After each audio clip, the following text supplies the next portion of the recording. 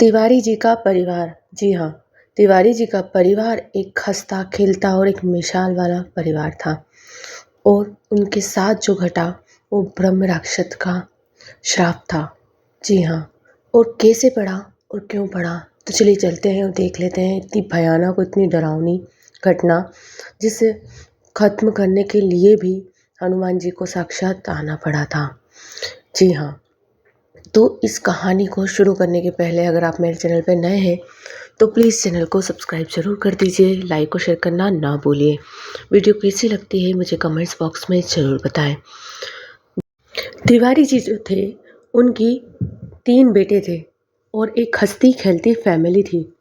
जी हाँ, उनके तीनों बेटे जो थे वो काफ़ी अच्छी लाइन पर थे और सब प्राइवेट जॉब में सेटल थे। पूरा परिवार जो था वो अच्छा खेलता हंसता खेलता बच्चों के साथ था और जो तिवारी जी थे और उनकी वाइफ थी वो भी अच्छे खासे थे, मीन्स के हेल्थ में हेल्दी थे, स्वस्थ थे, सब चीज़ में अच्छे थे।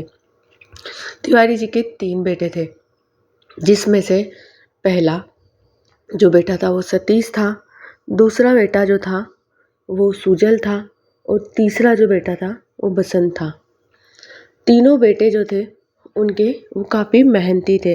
जो सतीश था वो बड़ा वाला बेटा वो अच्छे खासे पैसे कमाता था, मीन्स के अच्छे परिवार को सबको सपोर्ट करता था। ये दोनों जो थे वो थोड़े साधारण थे, पर हाँ तीनों कभी भी एहसास नहीं कराते थे कि कौन ज़्यादा कौन कम कमाता है।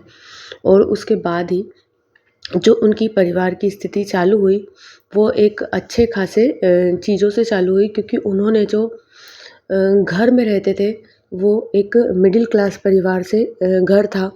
उस टाइम पे उसके जो पापा थे रिटायर थे, तो उन्हें उस चीज़ का महसूस नहीं हुआ और उनकी हैसियत के हिसाब से उन्होंने वो मकान खरीद लिया था। अब जो बड़ा बेटा था वो अच्छा कमाने लगा था, तो उन्होंने सोचा कि हम एक बड़ा घर ले लेंगे। उनके पापा ने एक अच्छा घर देखा और अभी सभी की सैलरी जो थी, तनख्वाह थी, वो उनके पापा मम्मी ही संभालते थे। तो काफ़ी अच्छे से इन्वेस्ट कर रखा था उन्होंने और काफ़ी अच्छे से जोड़ रखा था। तो उनके जो पापा थे उन्होंने कहा कि अब हम एक बंगला खरीद सकते हैं, हमारे पास काफ़ी ज़्यादा पैसे हैं और प्लॉट्स भी है जो हम निकाल कर कर सकते हैं। तो उन लोगों ने एक घर देखा, सॉरी बंगला नहीं देखा, एक घर देखा काफ़ी बड़ा। और जो घर था वो काफ़ी अच्छा था, काफ़ी लग्ज़री था। उन लोगों ने अच्छे से प्रॉपर तरीके से देख लिया, उन्होंने किसी को बताया भी सही। तो जो बड़े-बड़े महात्मा पंडित थे जो इनके कॉन्टैक्ट में थे, उन लोगों को दिखाया भी सही। उन लोगों ने जैसे ही एंटर करा, काफ़ी शुभ है, काफ़ी अच्छा है, सब कुछ बढ़िया है। ये लोग फटाक से शिफ्ट हो गए। इनने सारे कमरे दिखाए, सब कुछ अच्छा दिखाया। जी हाँ, सब कुछ अच्छा चल रहा था। उसी के बीच में इनके जो घर में शिफ्ट होने के बाद से एक कलह चालू हो गई। जी हाँ, जो कलेश होता है वो चालू हो गया। उसके पापा को समझ नहीं आया कि किस तरीके से तीनों भाइयों की वाइफ़ों के बीच में लड़ाइयाँ चालू हो गई।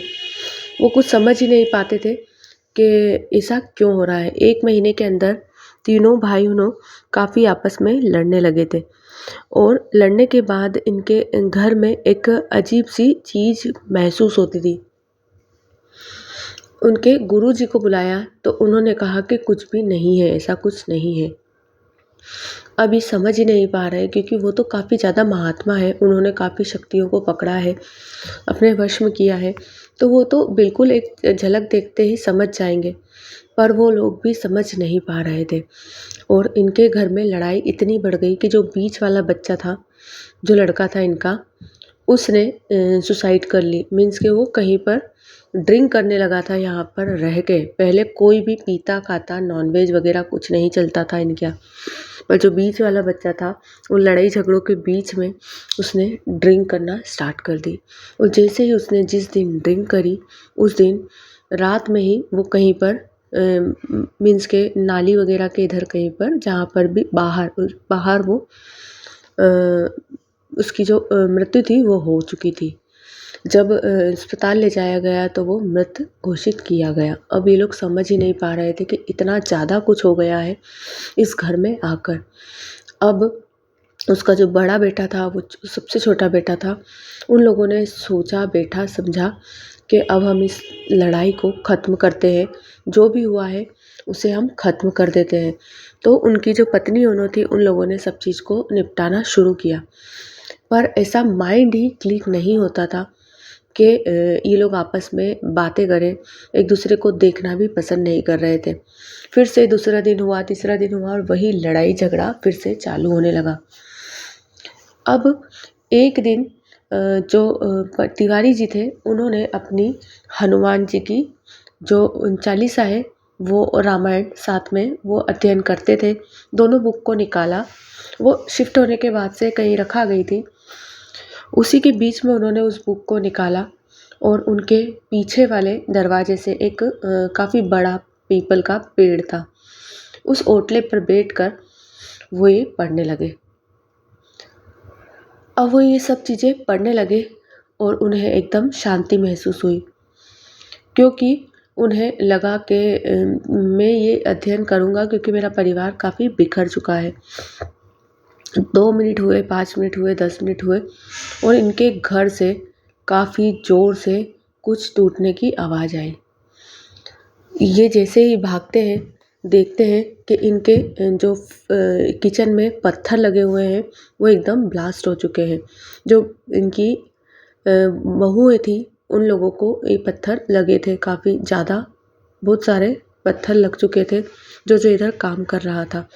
उसमें सबसे बड़ी वाली बहू और सबसे छोटी वाली बहू काफ़ी ज़्यादा जख्मी हो गई थी।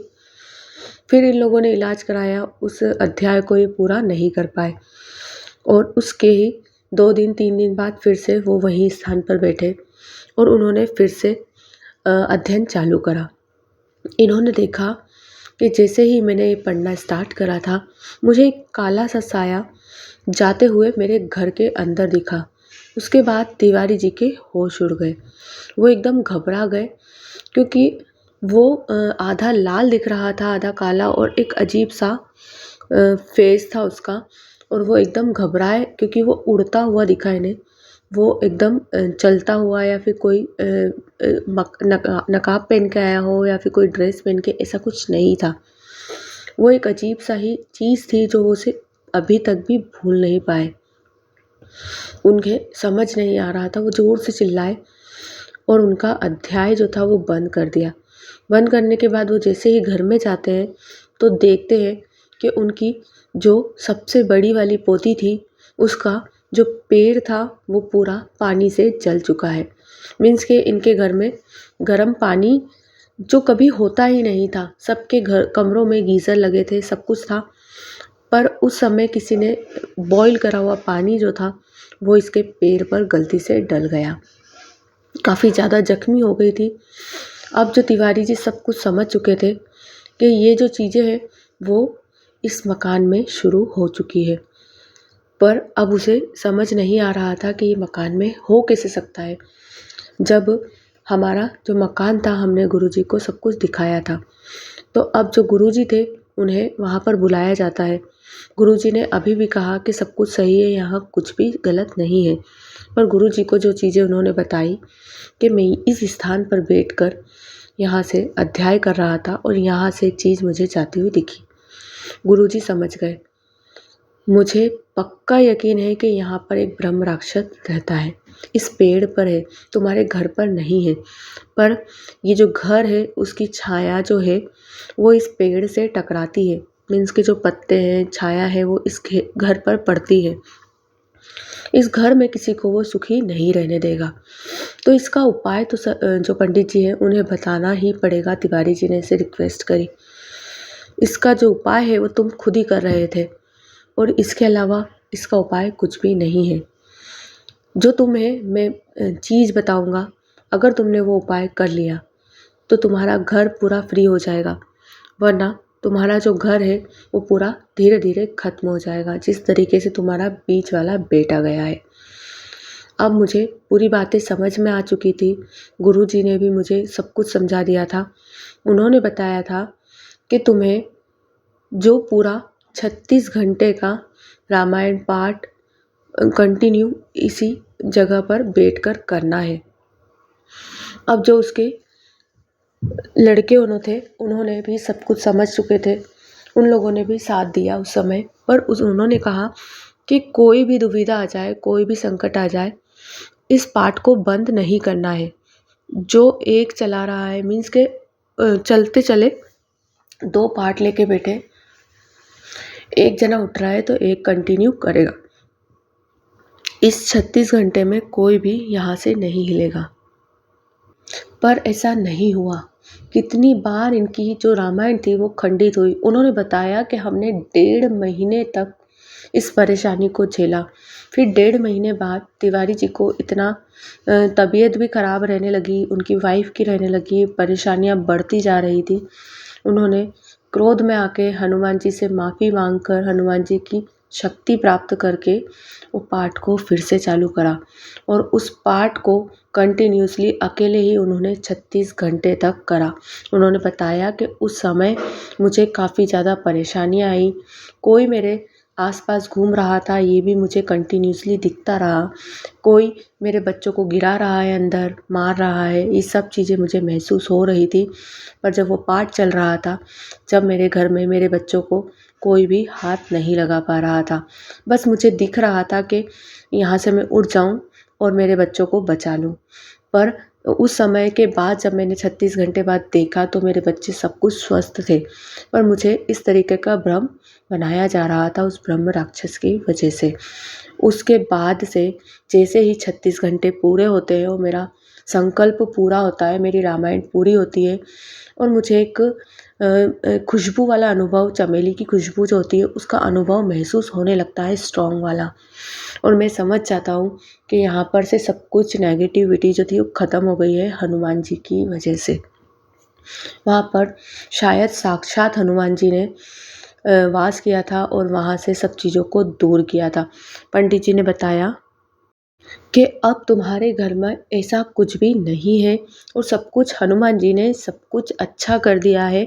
उसके बाद से आज 15 साल हो चुके हैं और वो परिवार उसी घर में, उसी पीपल के पेड़ के नीचे सब कुछ स्वस्थ हैं और सब कुछ अच्छे हैं। वीडियो कैसी लगी, लाइक और शेयर करना ना भूलिए। Thanks for watching.